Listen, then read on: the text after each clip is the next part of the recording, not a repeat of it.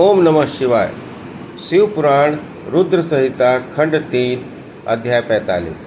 भगवान शिव का अपने परम सुंदर दिव्य रूप को प्रकट करना, मेना की प्रसन्नता और क्षमा प्रार्थना तथा पूर्वासिनी स्त्रियों का शिव के रूप का दर्शन करके जन्म और जीवन को सफल मानना।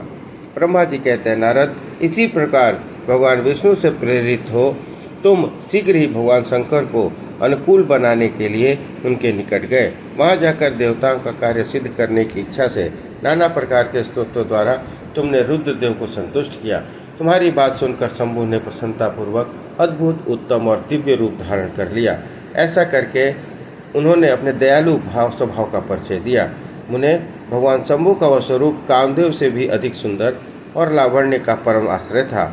ऐसा दर्शन करके तुम बड़े प्रसन्न हुए और उस स्थान पर गए जहाँ सबके साथ मेना विद्यमान थी। वहाँ पहुंचकर उन्होंने कहा, विशाल नेत्र वाली मैंने भगवान शंकर के उस सर्वोत्तम स्वरूप का दर्शन करो। यह रूप प्रकट करके उन करुणामय शिव ने तुम पर बहुत बड़ी कृपा की है। तुम्हारी यह बात सुनकर शैलराज की मैना आश्चर्यचकित हो गई। उन्होंने शिव के उस परम आनंददायक रूप का दर्शन किया जो करोड़ों सूर्यों के समान तेजस्वी, सर्वांग सुंदर, विचित्र वस्त्रधारी तथा नाना प्रकार के आभूषणों से विभूषित था। वह अत्यंत प्रसन्न, सुंदर, हास्य से सुशोभित, ललित लावण्य से लसित, मनोहर गौरवर्ण, द्वितीयमान और चंद्र लेखा से अलंकृत था। विष्णु आदि समस्त देवता बड़े प्रेम से भगवान शंकर की सेवा कर रहे थे। सूर्यदेव ने छत्र लगा दिया था। चंद्रदेव मस्तक का मुकुट बनकर उनकी शोभा बढ़ा रहे थे। इन सब साधनों से भगवान शंकर सर्वथा रमणीय जान पड़ते थे। उनका वाहन भी अनेक प्रकार से आभूषणों से भूषित था। उनकी महाशोभा का वर्णन नहीं हो सकता था। गंगा और जमुना भगवान शिव को सुंदर चंवर डुला रही थी। 8 सिद्धियां उनके आगे नाच रही थी।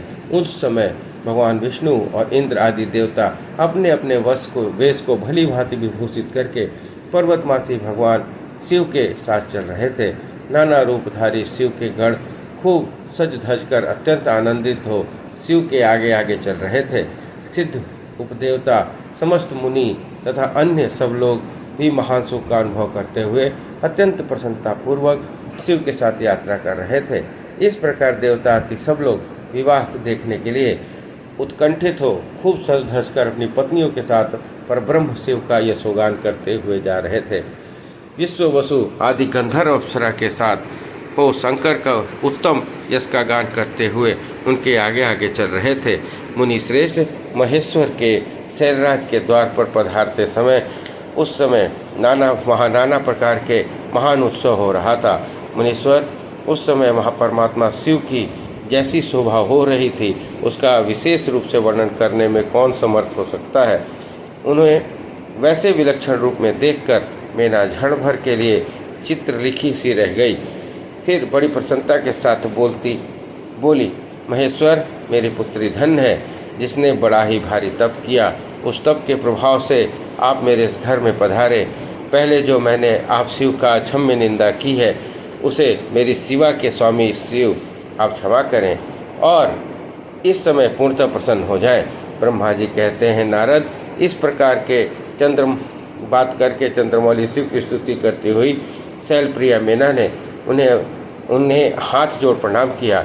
फिर वे लज्जित हो गईं।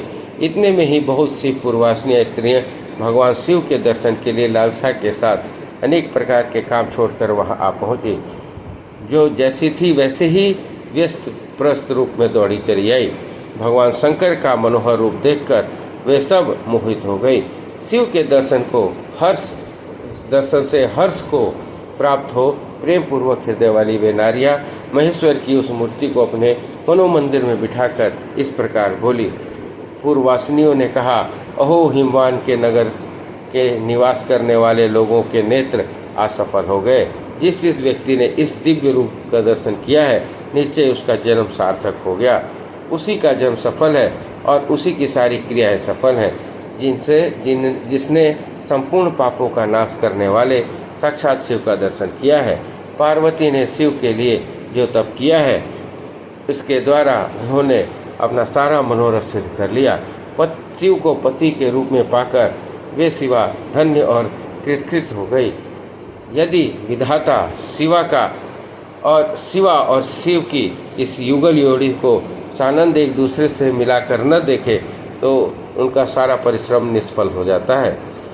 इस उत्तम जोड़ी को मिलाकर ब्रह्मा जी ने बहुत अच्छा कार्य किया है। इससे सबके सभी कार्य सार्थक हो जाएंगे। तपस्या के बिना मनुष्यों के लिए शंभु का दर्शन दुर्लभ है। भगवान शंकर के दर्शन मात्र से ही सब लोग कृतार्थ हो गए हैं। जो सर्वेश्वर गिरिजापति शंकर का दर्शन करते हैं वे सारे पुरुष श्रेष्ठ हैं और हम सारी स्त्रियां भी धन्य हैं।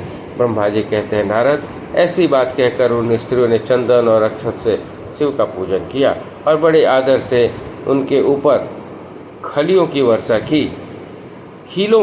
की। वे सब स्त्रियां मेना के साथ उत्सव पूर्वक बड़ी खड़ी रहीं और मेना तथा गिरिराज के भूरी भाग्य की सराहना करती रहीं। मुने ईश्वर के मुख से स्त्रियों के मुख से ऐसी बात सुनकर विष्णु आदि सभी देवता एक साथ भगवान शिव को बड़ा हर्ष हुआ। इस प्रकार रुद्र संहिता खंड 3 अध्याय 45 समाप्त हुआ। बोलिए हर हर महादेव।